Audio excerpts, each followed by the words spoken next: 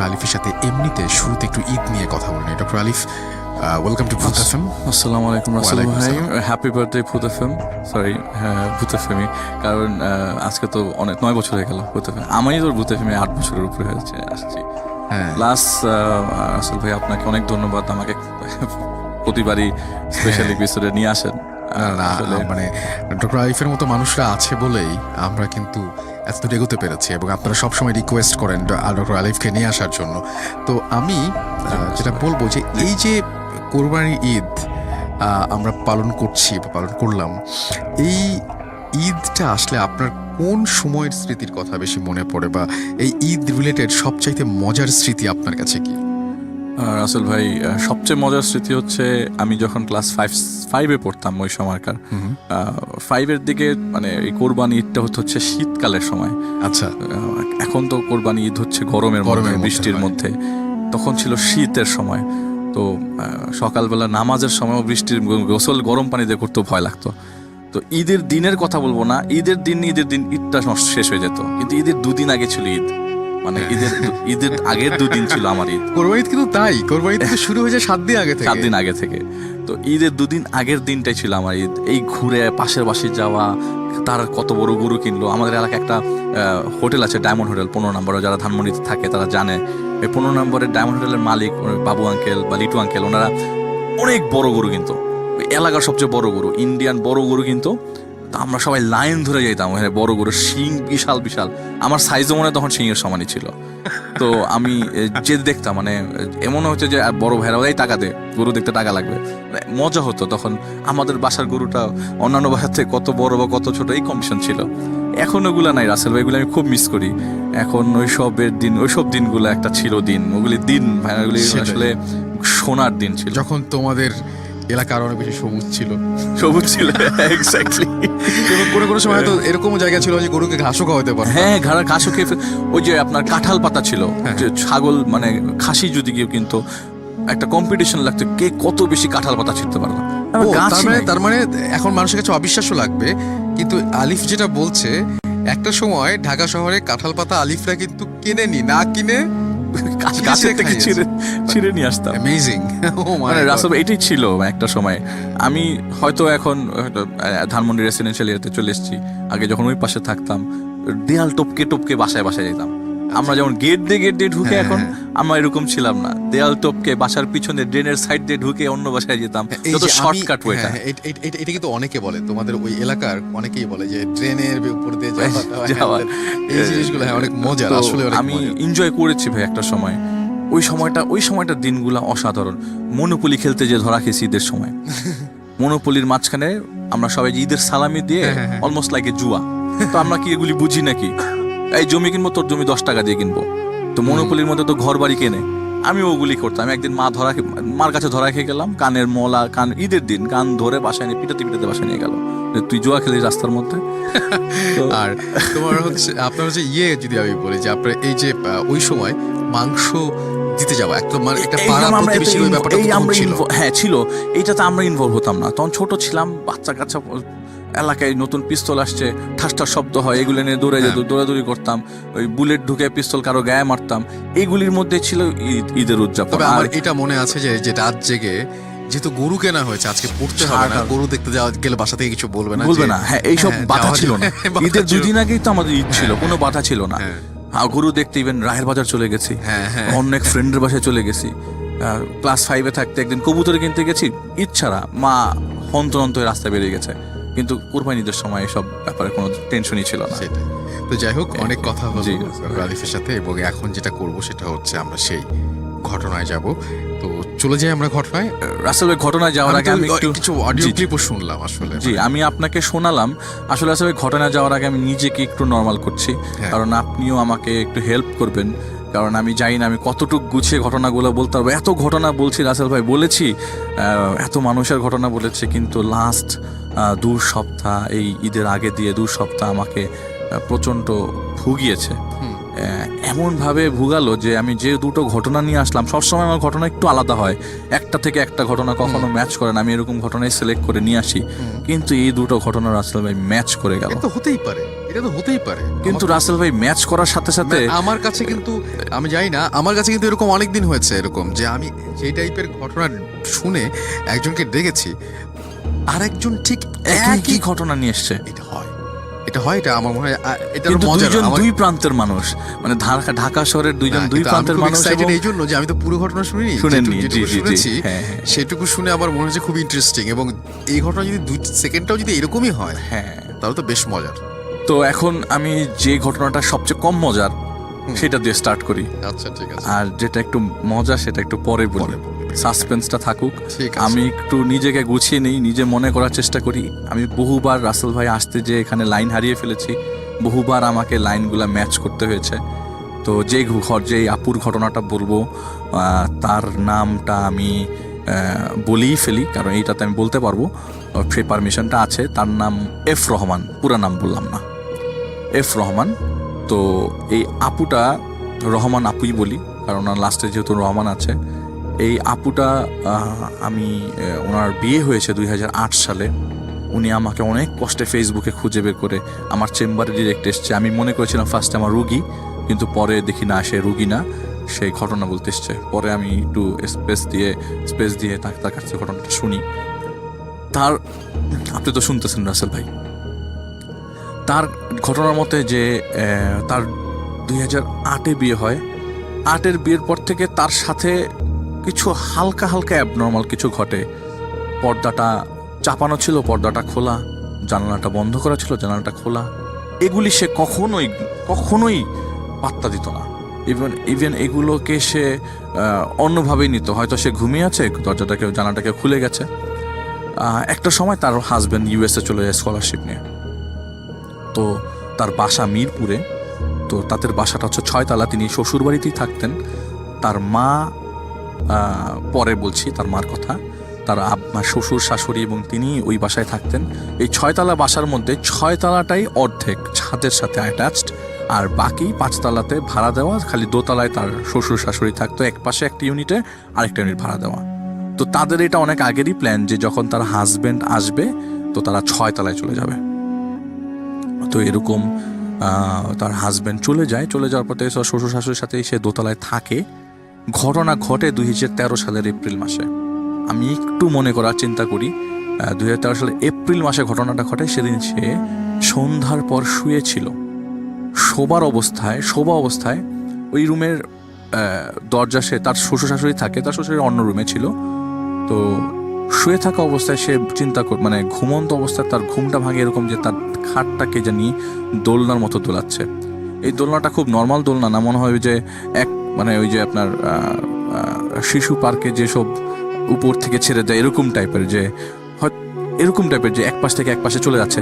তার কাছে মনে হতে থাকে যে না, এইটা হয়তো কোনো আমার ঘুমের মধ্যে অনেকের মাথা ঘোরায়, মনে হয় যে হাতটা ঘুরতেছে নড়তেছে। কিন্তু সাথে চোখ খোলার পর পচা গন্ধ, রাসেল ভাই, পচা গন্ধ, বিকট পচা গন্ধ। চোখ খোলার পর তিনি দেখেন লাইট রুমে জ্বালানো, তার খাটের সামনে একটা মহিলা বসে আছে। সেই মহিলা 2টা মরা বাচ্চা নিয়ে বসে আছে। এই 2টা মরা বাচ্চার থেকে বিকট গন্ধ আসছে। এই 2টা মরা বাচ্চার রক্ত বেড ভিজে গেছে, বেডের মধ্যে রক্তগুলো ছড়ে ছিটায় আছে। আর এই মহিলাটা তার নাকের সামনে চলে আসলো হঠাৎ করে। সে শুয়ে থেকে ধরপড় করে উঠে গেল।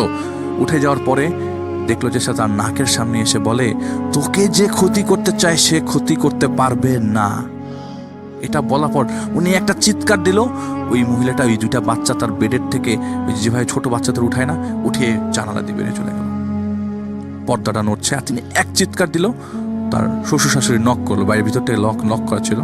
শ্বশুর শাশুড়ি নক করার পর বললো যে তোমার কি হলো? বললো যে না বাবা, আমি এই আমার ঘুম ভেঙে গেছে, তো আমি স্বপ্ন দেখছি। তো তার শ্বশুর শাশুড়ি ওই সময় সন্ধ্যা 7টা বাজে শ্বশুর শাশুড়ি চলে যায়। কিন্তু তাকে এটা পোহাতে থাকে, তাকে এমনভাবে পোহাতে থাকে যে এরকম ঘটনা তো তার সাথে কখনো ঘটে নাই। এবং যে এতদিন ঘটলো, সে 1 মিনিটের মধ্যে সব কিছু জোড়া দিয়ে দিল যে হয়তো এগুলিরই কোনো একটা অ্যাটাচমেন্ট ছিল। জানালাটা খোলা, জানালাটা বন্ধ ছিল, জানালাটা খুলে গেল, পর্দার আড়াল থেকে সেই জিনিসটা চলে গেল। এই পটকা গন্ধটা রেখে গেল। গন্ধটা রুমের মধ্যে একদম বিকট। 2-3 দিনের মধ্যে ঠিক হয়ে গেল। এপ্রিল শেষ করে মে মাস আসলো। মে মাসে তার হাজবেন্ড বাংলাদেশে আসলো। বাংলাদেশে আসার পরে এর মধ্যে হাজবেন্ড আসার সাথে সাথে খুব ধরনের ঝামেলা যে শুরু হয়ে গেছে তা না। হাজবেন্ড আসার পর তারা ডিসাইড করলো যে তারা 6 তলায় চলে যাবে। 6 তলায় তারা চলে গেল। 6 তলায় চলে যাওয়ার পরে এইটা হচ্ছে স্পেসিফিক যেদিন সে ফিল করে যে না, শি ইজ ইন ডেঞ্জার। এটা তার হাজবেন্ড বাংলাদেশে ঢাকা শহরে একটা হসপিটালে চাকরি করে। তার হাজবেন্ড আসলে হেলথ নিয়ে পড়াশোনা করতে ইউএসএ গেছিল।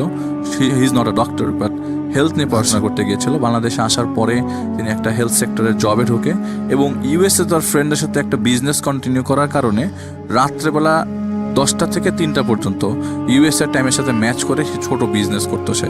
আচ্ছা, তো 10টা থেকে 3টা পর্যন্ত তার হাজবেন্ড সজাগ থাকতো।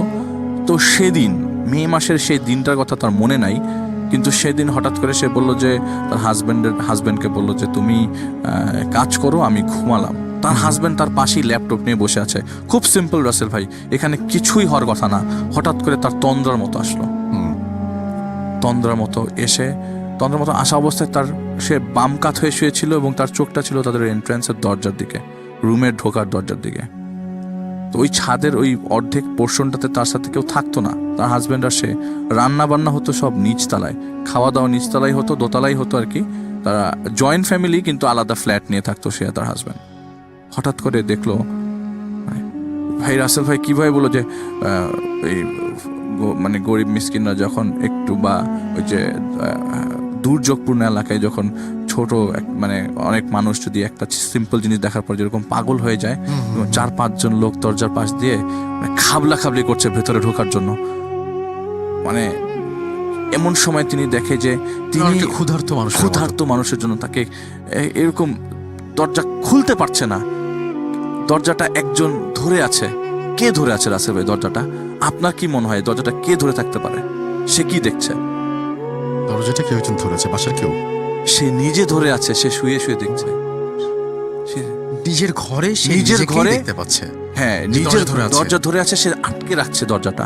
আর তার মা বাথরুম, আমার শরীরের লোম দাঁড়িয়ে যাচ্ছে। আমি তো এটা এক্সপেক্ট করিনি আসলে। তার মা বাথরুমের দরজা খুলে বলল, তুই কিচ্ছু শুনিস না, তুই খালি আয়াতুল কুরসি পড়, তুই কিচ্ছু শুনিস না। আমি খুব এক্সাইটেড হয়ে যাচ্ছি রাসেল ভাই বলতে, যে কারণ আমি ঘটনাগুলো শুনেছি ওরকম ভাবেই। তুই কিচ্ছু না, তুই খালি আয়াতুল কুরসি আর সূরা নাস পড়, তুই ভালো হয়ে যাবি, তুই পড়তে থাক। তিনি তন্দ্র অবস্থায় জোরে জোরে সূরা আয়াতুল কুরসি এবং সূরা নাস পড়ার সাথে সাথে তার হাজবেন্ড বলল, এই তোমার কি হয়েছে? উনি ধরপড় করে উঠে যায়, বলে যে না, আমার কিছু হয় নাই, কিন্তু আমি এরকম দেখলাম। বলে তুমি স্বপ্ন দেখছো, তুমি শোও তো। 5 মিনিট পরে ওই জিনিসটা দরজা খুলে আর আটকাতে পারলো না সে। আমি চোখ বন্ধ করলাম, ওই যে লোকটা ঢোকার জন্য সবচেয়ে বেশি, ওখানে 4-5 জন ছিল, সবচেয়ে বেশি যে ঢুকতে চেয়েছে, সে হঠাৎ করে এসে আমার গলা ধরে চেপ ধরে বসলো। আমার গলাটা, আমি গলার মধ্যে হাত ছড়ানোর চেষ্টা করছি, আমার হাজবেন্ড বারবার আমাকে ধাক্কাচ্ছে, কিন্তু আমি কিচ্ছু দেখছি না। বা হাজবেন্ড বললো, হয়তো তোমাকে আলাজিব্বা ব্লক হয়ে গেছে, যেটা বোবায় ধরলে হয়, তুমি দোয়া পরে ফু দিয়ে ঘুমাও, কিচ্ছু না। ওই সময় আর আমার হাজবেন্ড আমার মাথার মধ্যে হাত রাখার কারণে আমি সাইকোলজিক্যালি উনি রিলিফ পায়। উনি ফজরের ওয়াক্তে উঠে, তখন 12টা বাজতো ওই সময়টার ঘটনাটা। ফজরের ওয়াক্তে যখন তিনি টুথব্রাশিং করেন, ওযুর পরে টুথব্রাশ করছে, এমন সময় গলার মধ্যে দেখে যে 5 আঙ্গুলের ছাপে গলাটা লাল হয়ে আছে, যে জায়গাটা ধরেছিল। এইটা তার শ্বশুর শাশুড়িকে জানায়। শ্বশুর শাশুড়ি ইগনোর করে, বলে যে তুমি দেখা যায় যে হাত দিয়ে ধরে রাখছিলা, মনে হয় ঘুমের মধ্যে, তোমার কাছে মনে হচ্ছে যে এটা। কিন্তু ওনার হাজবেন্ড বলছে না, তুমি ধরো নাই। কিন্তু ওনার হাজবেন্ড যখন এই ঘটনাটা বলে যে এটা দেখেছে, ওনার হাজবেন্ডটা চুপচাপ শুনে অফিসে চলে যায়। 1 মাস পর্যন্ত রাসেল ভাই ওই জায়গাটা লাল হয়েছিল। শেষের দিকে জায়গাটা কালো হতে থাকে, আস্তে আস্তে কটকটা কালো হতে থাকে। এমন সময় সে না পেরে তার বাবাকে জানায়। তার বাবা চুপ করে ফোনটা রেখে দেয়, একটা রিপ্লাই দেয় না। ঠিক 3 দিন পর তিনি আসরের নামাজ পড়ার পরে দেখে, কিরে দাগটা নাই কেন? নাই। হঠাৎ করে দাগটা গন। উনি খুব অবাক হয়ে যায়। তিনি তার বাবাকে ফোন দেয়, তার বাবাকে ফোনে পায় না। ওই দিন হঠাৎ করে কোইন্সিডেন্টলি তার ফুপ্পি তাকে ফোন দেয়। তো ফুপ্পি বলে যে কি ব্যাপার, তোর গলার দাগ গেছে? তিনি বলে তুমি কেমনে জানলা? বলে যে ভাই বলতেছিল তোর গলার মধ্যে দাগ। তা আমি তাকে একটা অ্যাড্রেস দিয়েছিলাম, আমাদের পাশের বাসায় একজন বুজুর্গ ইমাম আছেন, তার কাছে যাওয়ার জন্য। ওই ইমাম 3 দিন সূরা ইউনিস খতম দেয়, কি একটা ওয়েতে খতম দেয়। দেওয়ার পরের থেকেই তার এই দাগটা নাই। আস্তে আস্তে তিনি জিনিসগুলা ফিল করতে থাকে যে না, এখন আমার সাথে যা ঘটছে তার কোনোভাবেই আমি অ্যাকসেপ্ট করতে পারছি না। হঠাৎ করে তিনি কনসিভ করেন। আচ্ছা, এটা তো আবার নতুন একটা হলো, নতুন দিকে টার্ন নিচ্ছে আস্তে আস্তে রাসেল ভাই। এই কনসিভ করা অবস্থায়, কনসিভ করার যখন নিউজটা তিনি পেলেন, তার 10 দিনের মাথায় তিনি সন্ধ্যা 7টার দিকে ঘুমোচ্ছেন। ঘুমানো অবস্থায় রাসেল ভাই, আমি আসলে এই জিনিসটা একটু পরে বলি, আমি আর একটা মাঝখান দিয়ে আর কিছু ইনফরমেশন দিই, এইটা একটু পরে বলি। এই ঘটনার ঘটার পর থেকে, গলায় দাগের পর থেকে কিছু জিনিস তার কাছে সে খুব ভালোভাবে দেখতে থাকে। One of the main thing is ছাদের টপগুলা কে জানি টানে রাতের বেলা। আচ্ছা, তার আবার গাছপালার খুব শখ, শ্বশুরের সাথে গাছ লালন পালন করে। বনসাই আছে তার বাসায়, বিভিন্ন ধরনের গাছ। তো অনেক শখ, সেই তো মেইনটেইন করা অনেক কঠিন। তার বুটিক্স আছে, she is a very good women, এবং সে সেলফ ডিপেন্ডেন্ট উমেন। তো তার বুটিক খুব ভালো চলতো। এই গলায় চাপ দেওয়ার পর থেকে তার বুটিক ফল ডাউন করা শুরু করলো। She has to close it down. আচ্ছা, সে বন্ধ করে দিল, বুটিক শপটা বন্ধ করে দিল। ইনকাম 0 হয়ে গেল। এবং ছাদের মধ্যে এই যে টপ সরানোর শব্দ, বিকট শব্দ, বলে যে বড় বড় ড্রামগুলা সরাচ্ছে কে জানি, বড় ড্রাম। আপনি আমি ধরতে সরাতে পারবো না, আম পেয়ারা এক্স্যাক্টলি, বড় গাছগুলা যেখানে, বলে এগুলি সরানো ইম্পসিবল। আসলে আমি সময় নিচ্ছি না তো, না একদমই না। এগুলি সরানোর শব্দ, এবং এত বিকট শব্দ, নিচ থেকে ভাড়াটিয়া পর্যন্ত আমাকে এসে কমপ্লেন করলো। তো আমিও কম না। সে বলছে আমিও কম না। আমি জিজ্ঞেস করলাম রাত্রেবেলা আপনাদের বাসায় ফার্নিচার নাড়ায় কে? বলে যে আমাদের বাসাতে কোনো ফার্নিচার নড়ে না, আমরা তো রাত্রে 11টার দিকে ঘুমাই যাই। তার মানে এই প্রবলেমগুলো দেখা দিল। আশেপাশে টপ, ফার্নিচার, হঠাৎ করে লাইট অফ হয়ে যাওয়া, তার ঘর থেকে টাকা হারিয়ে যাওয়া, তার বাসায় একটা বুয়া কাজ করতো। আমি যে কোন জায়গায় স্টপ ছিলাম ভাই, আমাকে একটু মনে করাই দিলেন। তার বাসায় একজন বুয়া কাজ করতো। সেই বুয়া প্রতিদিন সকাল 11টার দিকে আসতো। তো সে 11টার আগেই থেকে সকাল 7টার থেকেই এই ভাবি এই শব্দ পেত। কিন্তু বুয়াকে যখন জিজ্ঞেস করতো, এটা প্রথম দিকে, বুয়াকে যখন জিজ্ঞেস করতো কি ব্যাপার, তুমি কি আমাকে ডাকছিলে? বলে না তো, আমি তো আসছি 11টার দিকে, আমি তো আপনাকে ডাকি নাই। পরে সে বললো যে না, এভাবে থাকা সম্ভব না, আমি সজাগ থাকবো। সে আর রেস্ট নিত না। সকালবেলা তার হাজবেন্ডকে বিদায় দেওয়ার পর আর রেস্টটা নিত না। তো বুয়া বাসায় আসার পরে সে একটু রেস্ট নিত। আমি দেখি ভালোই গুছিয়ে বলছি আমি, আসল ভাই অনেক আমরা ছিলাম কনসিভের জায়গাটা, আমি একটু পরে আসি, আরো পরে। আচ্ছা, তো তার বুয়া বলতো যে আপনি বুয়াকে কাজ করতে দিয়ে সে ঘুমোতো, সে একটু রেস্ট নিত। তো বুয়া বলতো যে আপা, আপনার বাসায় যতক্ষণ আমি থাকি আমার কাছে মনে হয় আমার পাশে কেউ আছে, আমার দিকে কেউ তাকিয়ে আছে, কঠোর দৃষ্টিতে তাকিয়ে আছে, মনে হয় যে আমি এখনই মরে যাব, এরকম চিন্তা হচ্ছে। তো বুয়ার ঘটনাকে রাসেল ভাই পরে বলবো, আসি কনসিভের ঘটনা। এর মাঝে সে কনসিভ করে। কনসিভ করার ঠিক 10 দিন, খবর পাওয়ার 10 দিন পরে সে তো খুশি, তার হাজবেন্ড খুশি। এর আগে সে কনসিভ করেননি, যেহেতু করেছেন। কনসিভ করার ঠিক 10 দিন পরে রাত্রে 8টার দিকে তার বুয়াটা চলে যায় বাসা থেকে, হাজবেন্ডও চলে এসছে, হাজবেন্ড ওয়াশরুমে।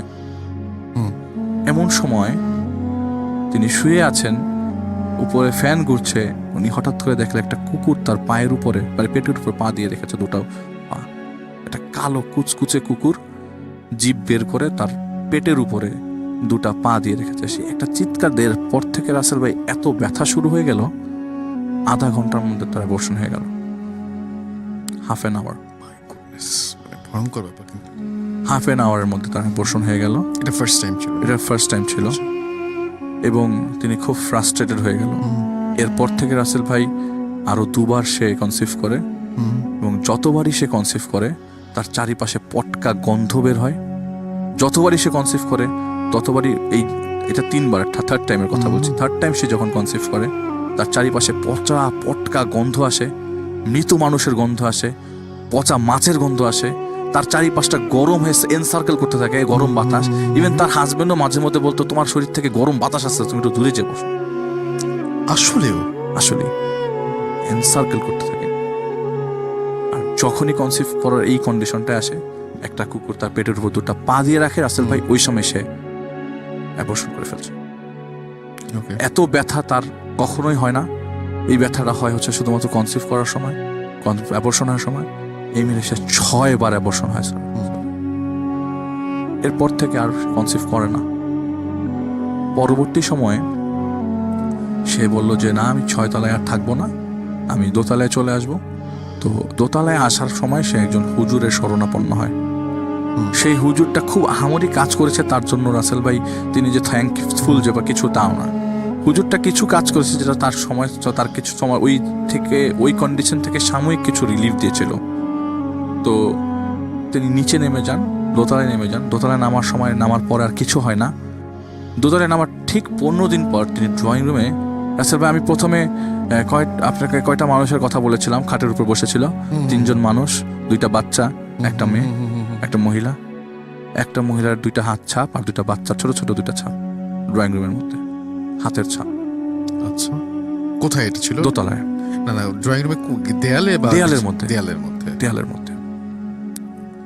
এরপর থেকে রাসেল ভাই কিন্তু আর কনসিভ করেন নাই। আমি কিন্তু এটা লাস্ট 2-3 মাস আগের ঘটনা বলছি। এটা কিন্তু কিছুদিন আগের ঘটনা বলছি। আমি কিন্তু এখন এই লাস্ট 1.5 বছর টানলাম এতদিন পর্যন্ত। তিনি কি করলেন, আমাকে নক করলেন কিছুদিন আগে এই ঘটনাগুলো বলার জন্য। তো লাস্ট যে ইনসিডেন্টটা ঘটে সেটা একদমই মানে উল্টাপাল্টা বলতে পারবো, আনএক্সপেক্টেড ঘটনা, একটু ডিফারেন্ট। খুব সিম্পল ঘটনা, আপনার কাছে ভয় লাগবে না, কিন্তু একটু বিরক্ত লাগবে। উনি ঈদ উপলক্ষে, রমজান ছিল কয়েকদিন আগে, রমজানের ঈদ উপলক্ষে একটা টেবিল অর্ডার দেয়। আচ্ছা, টেবিলটা তো গ্লাসের টেবিল আর কি। আর তো টেবিলের নিচের যে সাপোর্টটা উপর উঠায় ফেলে, আর 4জন মিলে, গ্লাসটা অনেক ভারী গ্লাস। আচ্ছা, তো তার বুয়া নিচের থেকে দেখছিল যে গ্লাস উঠাচ্ছে, কারণ হেল্পিং হ্যান্ড বলতে বুয়াই ছিল, আর 4জন লোক গ্লাসটা উঠাচ্ছে উপরে।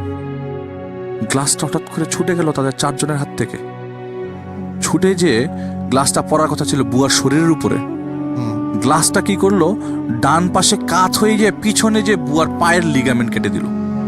আচ্ছা, ওখান থেকে সিভিয়ার ব্লিডিং।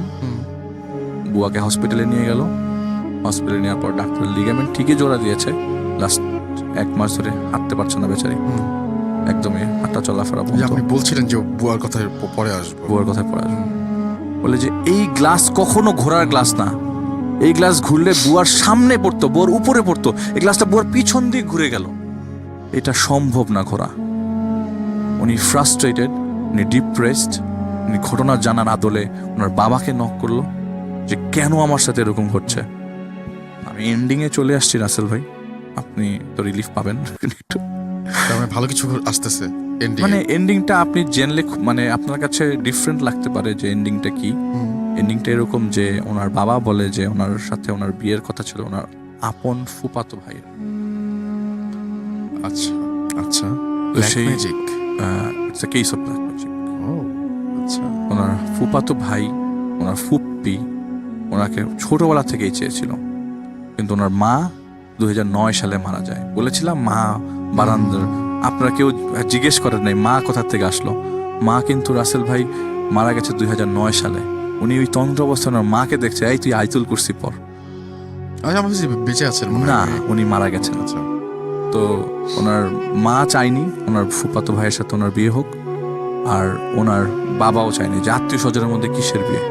তারা একটা ডাঁট মেরে ওই ছেলেটা স্টিল আনম্যারিড, এবং তার ফুপ্পিও এবং তার ফুফাতো ভাই এটা তিনি খবর পেয়েছেন যে তারা হয়তো তাকে ব্ল্যাক ম্যাজিক করছে।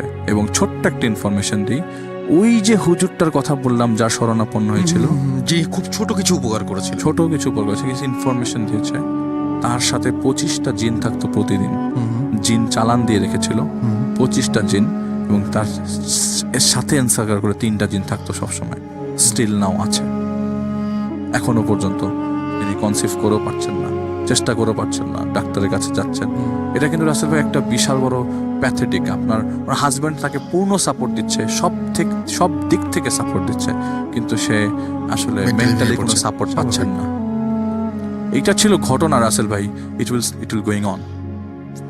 আমি আজকে এতটুকু হল করে দিচ্ছি। তার মানে তো হচ্ছে মানে আপডেট পেলে তো আমরা আপনার কাছ থেকে আবার জানতে পারবো। আমি চাইলে এখনই ফোন দিয়ে তার কাছ থেকে আপডেট নিতে পারি, কিন্তু তার মানে প্রতি মুহূর্তে কিছু না কিছু মুহূর্তেই ঘটছে। ঘটছে রাসেল ভাই, My মুহূর্তেই goodness. ঘটছে, প্রতি মুহূর্তেই ঘটছে। এমনি যখন চোখ বন্ধ করে তার মনে হয় যে এই চোখটা বন্ধ করলাম, হঠাৎ করে আমি যদি চোখ না খুলি, এইরকম একটা ঘটনা একটা নিয়ে আসছি ইনশাল্লাহ সামনে। ওকে, থ্যাংক ইউ ভেরি মাচ। আমি একটু এর